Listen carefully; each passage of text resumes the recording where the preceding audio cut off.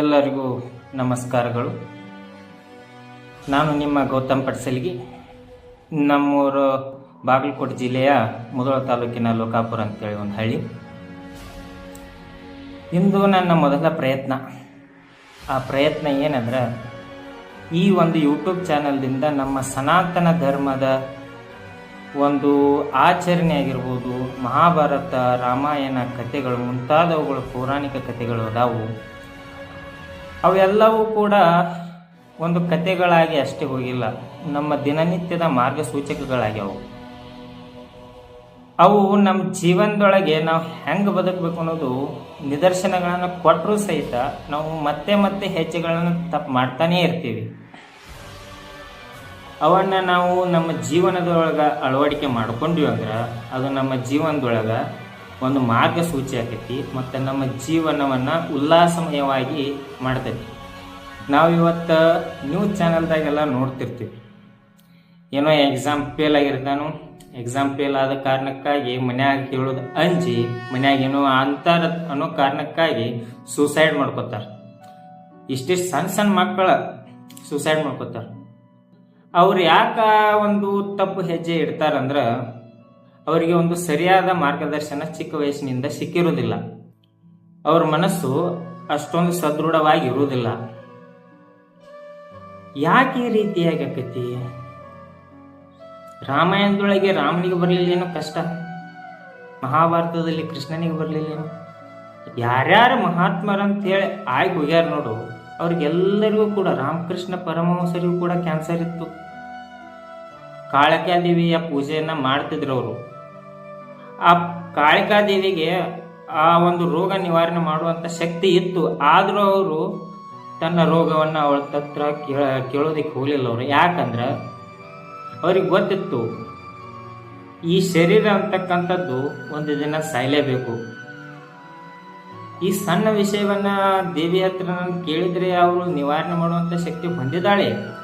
ಆದ್ರೂ ಯಾಕೆ ಕೇಳೋದಿಲ್ಲ ಅಂದ್ರೆ, ಅವರು ಈ ಶರೀರ ಸಾಯ್ತೈತಿ, ಇದು ನಿರಂತರವಾಗಿ ಉಳಿಯೋದಿಲ್ಲ. ಆದರೆ ನಾವು ಇರ್ತಕ್ಕಂಥ ಕ್ಷಣಗಳು ಹೇಗೆ ಬದುಕ್ತೀವಿ ಅಂತಕ್ಕಂಥದ್ರ ಮ್ಯಾಗ ಹೋಗೈತಿ. ಈ ನನ್ನ ಚಾನಲ್ ಸನಾತನ ಧರ್ಮದ ಮೂಲ ಉದ್ದೇಶ ಏನಂದ್ರೆ, ಇದು ಇಲ್ಲಿನ ಒಂದು ಕಥೆಗಳು ಏನು ಬರ್ತಾವಲ್ಲ, ಇಲ್ಲಿನ ಕಥೆಗಳು ನಿಮ್ಮ ಮನಸ್ಸಿಗೆ ಶಾಂತಿ ಅಷ್ಟೇ ಕೊಡೋದಿಲ್ಲ. ಅದಲ್ಲದೆ ನಮ್ಮ ಹಳೆಯ ಒಂದು ರಹಸ್ಯಗಳಾಗಿರ್ಬೋದು, ನಮ್ಮ ಧರ್ಮದ ಮಹತ್ವ ಆಗಿರ್ತಕ್ಕಂಥದ್ದಿರ್ಬೋದು, ಒಂದು ಮಹಾನುಭಾವರ ಪಾಠವನ್ನು ನಮಗೆ ಮಾರ್ಗಸೂಚಿಗಳನ್ನಾಗಿ ಮಾಡಿಕೊಟ್ಟಿರ್ತಾವೆ. ಅದೇ ಕಾರಣಕ್ಕೆ ನಂದೊಂದು ಇದು ಸಣ್ಣ ಪ್ರಯತ್ನ.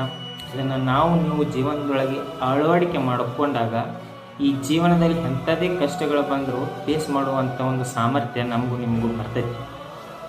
ಅದು ಯಾಕೆ ಬರ್ತೈತಿ ಅಂದರೆ, ದಿನ ದಿನ ಮೆಲಕ್ಕೆ ಹಾಕೋದ್ರಿಂದ ಬರ್ತೈತಿ. ಯಾಕಂದ್ರೆ ಈ ತಲೆ ಒಳಗಿನ ಬ್ರೈನ್ ಹೆಂಗಂದ್ರೆ, ಇಂಥ ಚಲೋ ವಿಷಯಗಳು ಏನಿರ್ತಲ್ಲ ಜಲ್ದಿ ಮರಿತೈತಿ. ಅದು ಆಗಿನ ಟೈಮ್ ಕಟ್ಟ ನೆನಪು ಬರ್ತೈತಿ.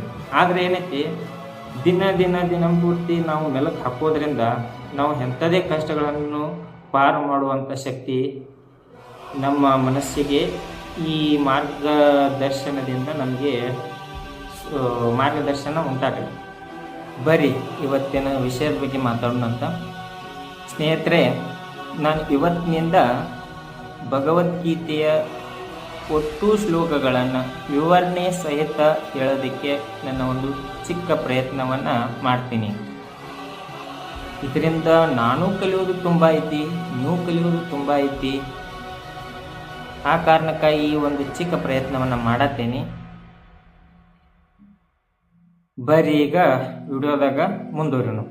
ಸ್ನೇಹಿತರೆ, ಭಗವದ್ಗೀತೆಯಲ್ಲಿ ಒಟ್ಟು 18 ಅಧ್ಯಾಯಗಳಿದಾವು ಮತ್ತು 700 ಶ್ಲೋಕಗಳಿದಾವು. ಅದರಲ್ಲಿ 1ನೇ ಅಧ್ಯಾಯ ಬಂದ್ಬಿಟ್ಟು ಅರ್ಜುನ ವಿಷಾದ ಯೋಗ. ಬರೀ ನಾವೀಗ ಅಲ್ಲಿಂದನೇ ಶುರು ಮಾಡೋಣ ಅಂತ.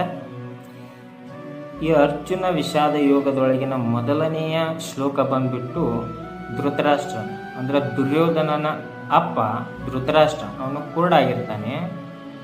ಆ ಯುದ್ಧದೊಳಗೆ ಏನಾಗ್ತೈತೆ ಅನ್ನೋದನ್ನು ಸಂಜಯನನ್ನ ಕೇಳ್ತಾನೆ. ಈ ಸಂಜಯ ವೇದವ್ಯಾಸರಿಂದ ದಿವ್ಯ ದೃಷ್ಟಿಯನ್ನು ಪಡ್ಕೊಂಡಿರ್ತಾನೋ ಅವನಿಗೆ ಅರಮನೆಯೊಳಗೆ ಇದ್ಕೊಂಡು ಕೂಡ ಆ ಯುದ್ಧದೊಳಗೆ ಏನೇನು ಆಕೈತೆ ಅನ್ನೋದು ಗೊತ್ತಾಕಿರ್ತೈತಿ. ಆ ಕಾರಣಕ್ಕಾಗಿ ಸಂಜಯನಿಗೆ ಆ ಧೃತರಾಷ್ಟ್ರ ಕೇಳ್ತಾನು, ಧರ್ಮಕ್ಷೇತ್ರೇ ಕುರುಕ್ಷೇತ್ರೇ ಸಮವೇತ ಯುಯುತ್ಸವ ಮಾಮಕಾಹ ಪಾಂಡವಾಶ್ಚೈವ ಕಿಮ ಕುರುವತ ಸಂಜಯ. ಅಂದರೆ ಇದರ ಅರ್ಥ ಇದು ಏನು ಸೂಚನೆ ಮಾಡ್ತೈತೆ ಅಂದ್ರೆ ಧೃತರಾಷ್ಟ್ರನ ಒಂದು ಆಳವಾದ ಆತಂಕವನ್ನು ಸೂಚನೆ ಮಾಡ್ತೈತೆ. ಆ ಯುದ್ಧ ಎಲ್ಲಿ ನಡೀತಿರ್ತೈತಿ ಅಂದ್ರೆ ಧರ್ಮಕ್ಷೇತ್ರವಾದ ಕುರುಕ್ಷೇತ್ರದಲ್ಲಿ ನಡೀತಾ ಇರ್ತೈತಿ. ಅಲ್ಲಿ ಯಾರಿಗೆ ಗೆಲುವು ಸಿಗ್ತೈತೆ ಅಂದ್ರೆ ಧರ್ಮಕ್ಕೆ ಸಿಗ್ಬೇಕಲ್ಲ, ಅದಕ್ಕೆ ಅದನ್ನು ಧರ್ಮಲೀಲೆ ಅಂತ ಕರೆದ್ರು. ಅದಕ್ಕೆ ಧೃತರಾಷ್ಟ್ರನಿಗೆ ಹೆದರಿಕೆ, ಯಾಕಂದರೆ ತನ್ನ ಮಕ್ಕಳು ಧರ್ಮದ ಕಡೆ ಇಲ್ಲ, ಅವರಿರೋದು ಅಜ್ಞಾನದ ಕಡೆಗೆ, ಅಧರ್ಮದ ಕಡೆಗೆ. ಅದು ಅವನಿಗೂ ಗೊತ್ತಿರ್ತೈತಿ. ಆದರೂ ಕೂಡ ಮಕ್ಕಳ ಒಂದು ಮೋಹದ ಬಂಧನದೊಳಗೆ ಸಿಲುಕಿ ಆ ಧೃತರಾಷ್ಟ್ರ ಮಕ್ಕಳಿಗೆಲ್ಲವೂ ತೂಗಿ ಕಡೆಗೆ ಆ ಯುದ್ಧಕ್ಕೆ ಸನ್ನಿವೇಶಕ್ಕೆ ಅವನು ಒಂದು ರೀತಿಯಾಗಿ ಪಾಲುದಾರನ ಆತಾನೆ. ಬಹುತೇಕ ಆ ಧೃತರಾಷ್ಟ್ರನಿಗೂ ಗೊತ್ತಿರ್ತೈತೆ, ಅವಾಗ ಯುದ್ಧ ನಡೆಯೋಕ್ಕಿಂತ ಮುಂಚೆನೇ ಗೊತ್ತೈತಿ. ಯಾಕಂದರೆ ಶ್ರೀಕೃಷ್ಣ ಪರಮಾತ್ಮ ಅವನ ಶತ್ರು ಆಗಿರೋದ್ರಿಂದ, ಶತ್ರು ಸೈನ್ಯದ ಜೊತೆಗೆ ಯುದ್ಧ ಮಾಡಲು ಸಜ್ಜಾಗಿರೋದ್ರಿಂದ ಅವನಿಗೆ ಆಲ್ಮೋಸ್ಟ್ ತಿಳಿದು ಬಿಟ್ಟಿರ್ತೈತಿ. ಈ ಯುದ್ಧದೊಳಗೂ ನನ್ನ ಮಕ್ಕಳ ಗೆಲ್ಲೋದು ಗೊತ್ತಿರ್ತೈತೆ. ಅವನಿಗೂ ದೊಡ್ಡ ದೊಡ್ಡ ಪಿತಾಮಹ ಭೀಷ್ಮರು ಇರ್ತಾರೋ, ದ್ರೋಣಾಚಾರ್ಯ ಇರ್ತಾನೋ, ಕರ್ಣ, ಇಂಥ ಮಹಾಬಾಣಾವಳಿ ಇದ್ರೂ ಕೂಡ ಶ್ರೀಕೃಷ್ಣ ಪರಮಾತ್ಮನ ಅವ್ರ ಕಡೆದಾನಂದ್ಮ್ಯಾಗ ನನ್ನ ಮಕ್ಕಳ ಗೆಲ್ಲೋದು ಸ್ವಲ್ಪ ಅನುಮಾನಾಸ್ಪದವಾಗಿ ಕಾಣ್ತೈತೆ ಅಂತೇಳಿ ಅವನಿಗೂ ಗೊತ್ತಿರ್ತೈತಿ. ಆದ್ರೂ ಏನಾಕೈತನೋ ಒಂದು ಕಾತುರತೆಯಿಂದ ಧೃತರಾಷ್ಟ್ರ ಸಂಜಯನಿಗೆ ಕೇಳ್ತಾನು. ಈ ರೀತಿ ಆಗೋದಕ್ಕೆ ಕಾರಣ ಏನಪ್ಪಾ ಅಂತಂದ್ರೆ ಮಕ್ಕಳ ಮೇಲಿನ ಮೋಹ. ಮಕ್ಕಳಿಗೆ ಹುಟ್ಟಿದಾಗಿನಿಂದ ಒಂದು ಒಳ್ಳೆಯ ಸಂಸ್ಕಾರ ಸಿಗದೇ ಇರೋ ಕಾರಣದಿಂದ ಈ ಥರ ಕಳವಳ ವ್ಯಕ್ತ ಆಗ್ತೈತೆ. ತಂದೆ ತಾಯಿಗಳು ಇವತ್ತಿನ ಇದರಿಂದ ಈ ಶ್ಲೋಕದ ಅರ್ಥ ಇಷ್ಟೇ ಸ್ನೇಹಿತರೆ. ಆದರೆ ಇದರಿಂದ ನಾವು ಅಳವಡಿಕೆ ಮಾಡ್ಕೊಳ್ತಕ್ಕಂಥ ಒಂದು ಅಂಶ ಏನಂತಂದ್ರೆ ಈ ಸಮಾಜದೊಳಗೆ ಈಗಾಗಲೇ ಒಂದು ಹೇಳಿಲ್ಲ, ಮಗ ಸೂಸೈಡ್ ಮಾಡ್ಕೊಂಡ. ಈಗಿನ ಒಂದು ಯುವಕರು ಹೆಂಗಾಗ್ಯಾರಂದ್ರೆ ಎಲ್ಲರೂ ಚಟಕ್ಕೆ ಬಿದ್ದಾರೆ, ಎಲ್ಲರೂ ಚಟಕ್ಕೆ ದಾಸರೇ.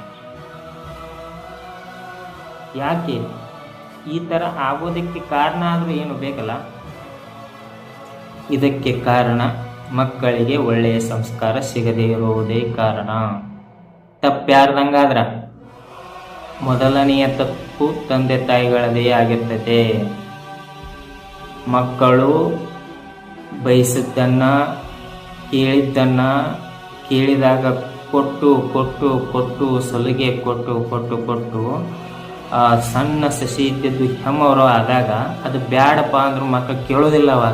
ಅವಾಗ ತಂದೆ ತಾಯಿಗಳನ್ನು ಒದ್ದು ಓಡಿಸಿ ಅನಾಥಾಶ್ರಮಕ್ಕೆ ಕಳಿಸುವಂಥ ಸನ್ನಿವೇಶಗಳನ್ನ ನಾವು ಇವತ್ತು ನೋಡತ್ತೀವಿ. ಇವತ್ತಿನ ನೋಡಿದ್ರೆ ವೃದ್ಧಾಶ್ರಮಗಳು ತುಂಬ ಜಾಸ್ತಿ ಆಗ್ಯಾವ. ಈಗ ಅನಾಥಾಶ್ರಮಗಳು ಜಾಸ್ತಿ ಆಗ್ಯಾವ, ವೃದ್ಧಾಶ್ರಮಗಳು ಜಾಸ್ತಿ ಆಗ್ಯಾವ. ಯಾಕೆ? ಒಂದು ಒಳ್ಳೆಯ ಸಂಸ್ಕಾರ ಇರದೇ ಇರ್ತಕ್ಕಂತಹ ಕಾರಣಕ್ಕಾಗಿ ಸ್ನೇಹಿತರೆ.